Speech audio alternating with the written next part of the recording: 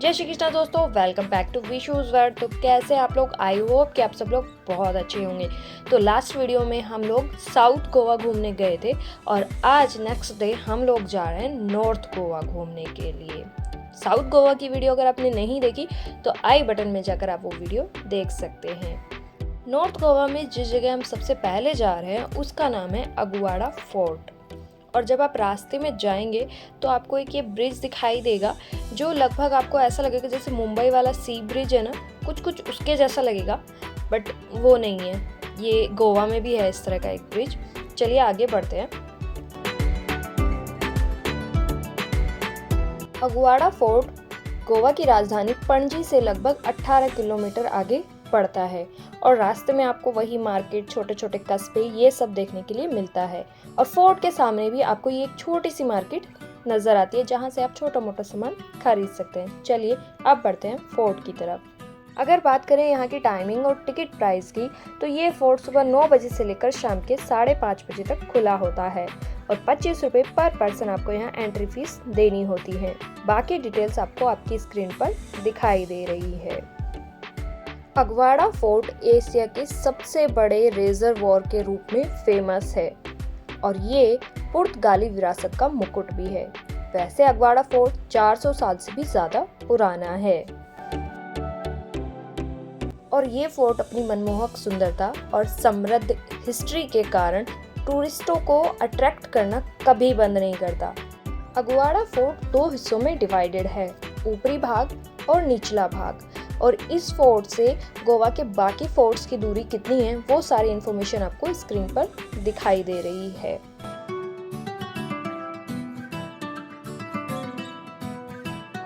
आप यहाँ इस शानदार किले के साथ मंडोवी नदी और अरब सागर के खूबसूरत संगम को भी देख सकते हैं।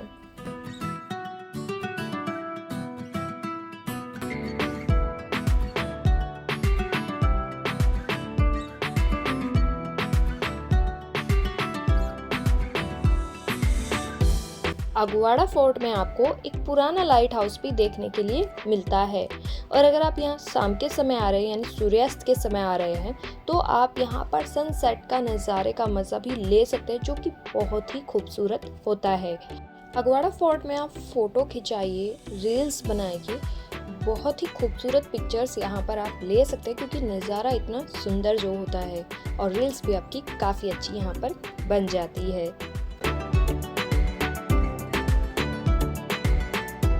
अगवाड़ा फोर्ट की जेल गोवा की जेलों में सबसे बड़ी जेल है और इस फोर्ट को घूमने में आपको लगभग 1 से 1.5 घंटा लग सकता है। इस फोर्ट से आपको समुद्र में तैरते हुए जहाज भी दिखाई देंगे। अगवाड़ा फोर्ट लेटराइट पत्थर से बना हुआ है और ये पत्थर गोवा में आसानी से मिल जाता है। अगवाड़ा फोर्ट की दीवारों पर आपको गोवा की कुछ फेमस जगह की फोटो भी नजर आएंगी। इसके बाद अब हम बढ़ते हैं अपनी नेक्स्ट डेस्टिनेशन की तरफ। वहाँ जाने से पहले मुझे रास्ते में एक चीज़ दिखाई दी तो मैंने सोचा आप लोगों को भी दिखा दूँ।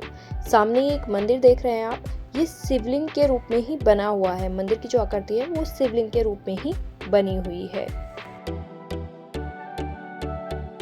चलिए अब बढ़ते हैं हम गोवा के नेक्स्ट पॉइंट पर जो कि अगवाड़ा फोर्ट से लगभग 15 किलोमीटर की दूरी पर है। वैसे तो गोवा में बहुत सारी मूवीज की शूटिंग हुई है, गोलमाल, सिंघम, दिल चाहता है, भूतनाथ, डियर जिंदगी, दृश्यम, लेकिन हमारी जो नेक्स्ट डेस्टिनेशन है वो आपको बहुत सारी मूवीज में दिखाई देगी। और लीजिए हम पहुंच गए अपने नेक्स्ट पॉइंट यानी कि इमैक्युलेट कॉन्सेप्शन चर्च पर। वैसे ये गोवा में पंजी चर्च के नाम से भी फेमस है। वैसे आपको श्रद्धा कपूर की मूवी आशिकी 2 तो याद ही होगी और आप सबने देखी भी होगी। उस मूवी का ये जो सीन है ये इसी चर्च के सामने शूट किया गया है। इसके अलावा भी आपको बहुत सारी मूवीज में पंजी चर्च देखने को मिला होगा क्योंकि यहाँ पर गोवा में मूवीज की शूटिंग होती ही रहती है। पणजी चर्च गोवा स्टेट की कैपिटल पणजी का एक खूबसूरत चर्च है और उसी के नाम पर इसका नाम भी है। पणजी चर्च मदर मैरी को डेडिकेटेड है। पणजी चर्च अपने 2 टावर और लंबे घंटाघर के लिए फेमस है। इस चर्च को पणजी में एक अच्छे खासे डिस्टेंस से भी देखा जा सकता है। इस चर्च तक पहुंचने के लिए आपको 78 सीढ़ियां चढ़नी होती हैं, लेकिन ऊपर का कुछ हिस्सा बंद है तो अभी आप ऊपर नहीं जा सकते।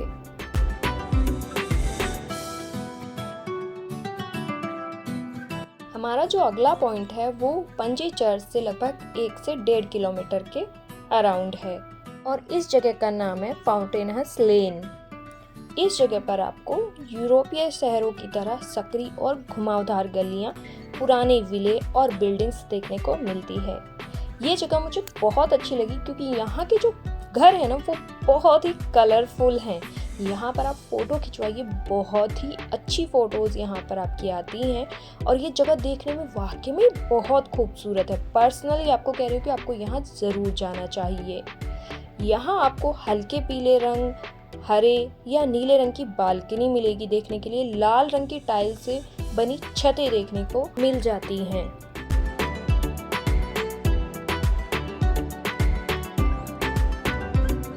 इस तरह के नज़ारे देखने के लिए ना, रंग बिरंगे घर और इस तरह की गलियां देखने के लिए हम बाहर के देशों में जाते हैं, जबकि हमारा खुद का देश इतना खूबसूरत है कि सब चीज़ें आपको अपने देश में देखने के लिए मिलती हैं। फाउंटेनहस लेन से जाते हुए आपको रास्ते में एक ये मंदिर दिखाई दे रहा है जो सामने, ये एक हनुमान मंदिर है। आप चाहें तो यहाँ पर भी दर्शन करते हुए जा सकते हैं। दर्शन करने के लिए आपको मंदिर में कुछ सीढ़ियाँ चढ़कर जाना होता है। चलिए अब बढ़ते हैं हम अपने नेक्स्ट पॉइंट की तरफ।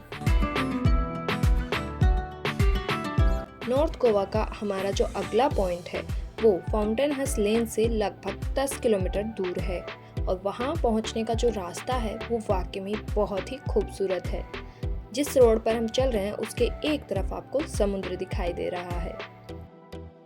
और नीचे हम पहुंच चुके हैं अपने next point, basilica of Bom Jesus church. यहाँ पर आपको पार्किंग देनी होती है जो 10 से 20 रुपए की होती है।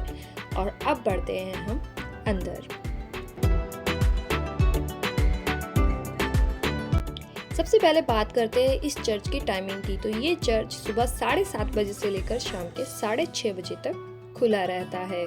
Basilica of Bom Jesus church पुराने गोवा में है, जिसकी वजह से इसे ओल्ड चर्च के नाम से भी जाना जाता है और इसकी लोकेशन है ओल्ड गोवा रोड। इस चर्च का जो बाहर वाला भाग है वो काले ग्रेनाइट से बना हुआ है जो बारोक आर्किटेक्चर के लिए फेमस है। चर्च घूमने के लिए तो आपको कोई एंट्री फीस नहीं देनी होती, लेकिन अगर आप यहाँ का म्यूजियम देखते हैं तो उसके लिए आपको 10 से 20 रुपए की टिकट लेनी होती है। चर्च के कुछ हिस्सों में वीडियो बनाना अलाउ नहीं है, खासकर अंदर और म्यूजियम में, तो वो मैं आपको नहीं दिखा पाऊंगी। बात करते हैं कि इस चर्च में खास क्या है और ये क्यों फेमस है। तो इस चर्च में सेंट फ्रांसिस जेवियर के अवशेषों को रखा गया है जो 400 सालों से भी ज्यादा इस चर्च में सेफ हैं और जिसकी वजह से ये चर्च टूरिस्टों को अपनी ओर अट्रैक्ट करता है। यहाँ पर आपको बहुत सारे टूरिस्ट देखने को मिलते हैं जो सिर्फ इंडियन ही नहीं, फॉरेनर्स भी होते हैं। इस चर्च का कंस्ट्रक्शन 1594 में स्टार्ट कराया गया, जो ईसाई धर्म की शुरुआत के साथ मेल खाता है। इस चर्च की समृद्ध संस्कृति और धार्मिक इम्पोर्टेंस के साथ साथ बेसिलिका ऑफ बॉम जीसस को यूनेस्को के द्वारा विश्व विरासत स्थल घोषित किया गया है और इसी चर्च में जीसस क्राइस्ट की बाल्यावस्था की मूर्ति है जिस पर सोने की परत चढ़ी हुई है।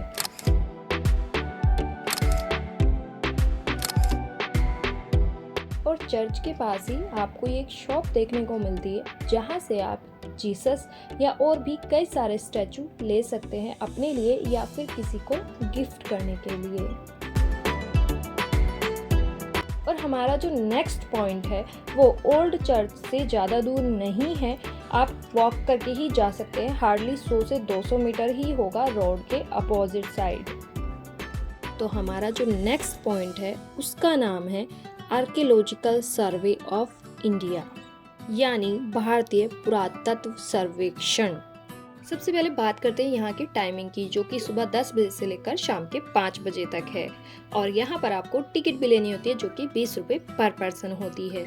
और एक बात और याद रखिएगा कि फ्राइडे को ये जगह बंद होती है। यहाँ पर एक म्यूजियम भी है जो आप देख सकते हैं, लेकिन अंदर के कुछ हिस्सों में और म्यूजियम में वीडियो अलाउ नहीं है, तो वो मैं आपको नहीं दिखा पाऊंगी। भारतीय पुरातत्व के सर्वेक्षण का प्रमुख कार्य राष्ट्रीय महत्व के प्राचीन स्मारकों और पुरातत्वीय स्थलों और उनके अवशेषों का रखरखाव करना होता है। ASI को कुल 34 सर्किलों में डिवाइड किया गया है और इसका हेडक्वार्टर देहरादून में है। चलिए अब बढ़ते हैं हम अपने नेक्स्ट पॉइंट की तरफ, जो कि ASI से लगभग 13-13.5 किलोमीटर की दूरी पर है। वैसे उस पॉइंट पर जाने से पहले रास्ते में मैं एक पॉइंट और पढ़ा, इसका नाम है डोनापोला पॉइंट। ये पॉइंट सिर्फ इसलिए फेमस है क्योंकि यहाँ पर सिंघम मूवी का ये सीन शूट हुआ है। इससे पहले इतना फेमस नहीं था, बट हम यहाँ इसलिए नहीं गए क्योंकि यहाँ पर एक तो पार्किंग करने के लिए स्पेस नहीं था, आपको पार्किंग के चार्जेस भी देने, भीड़ भी बहुत ज़्यादा हो रखी थी और उसके लिए आपको पैदल भी चलना पड़ता है और टिकट भी लेना पड़ता है। तो इस जगह पर हम लोग नहीं गए।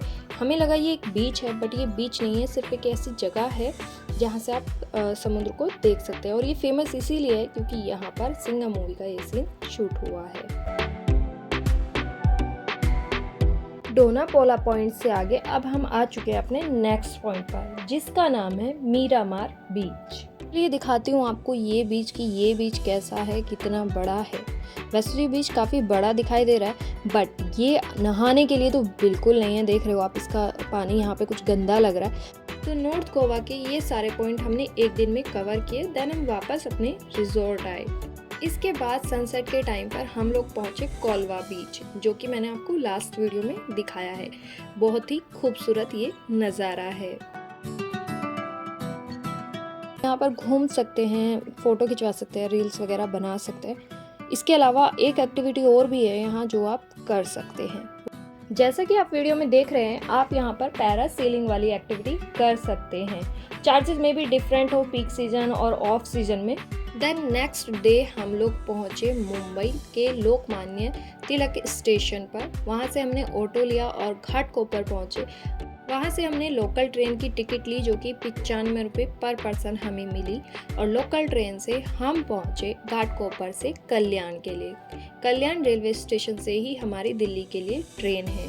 ये सब मैं आपको क्यों दिखा रही हूँ, क्यों बता रही हूँ, उसका एक रीज़न है जो कि आपको वीडियो में आगे मैं बताऊँगी। ये जो साइन बोर्ड आप देख रहे हैं, इसमें ध्यान से देखेंगे तो नीचे दिखाई दे रहा है AC वेटिंग रूम। इनके हिसाब से इस तरफ AC वेटिंग रूम है।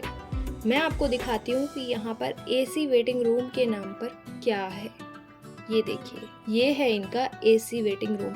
AC तो छोड़िए, यहाँ पर बैठने तक को सूटेबल चेयर भी नहीं है, सिर्फ पंखा इन्होंने लगाया हुआ है।